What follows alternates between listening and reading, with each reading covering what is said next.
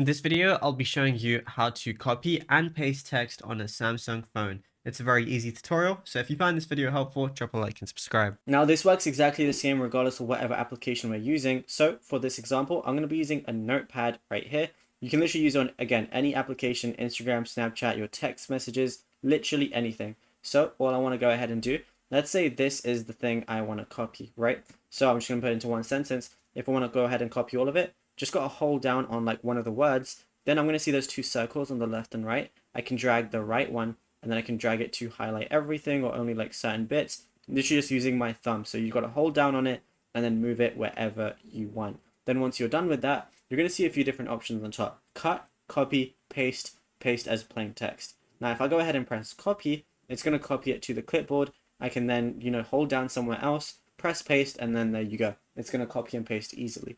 Now if I do the exact same thing on highlight everything, if I press cut, it basically removes it from its original position, and then I can go ahead and paste it somewhere else as well. And then if you want to paste it as plain text, that basically means it's not going to have any of like the formatting. So if it had like a black background, a different color, if it was in bold or anything like that, it would all be removed and it would be pasted as normal plain text.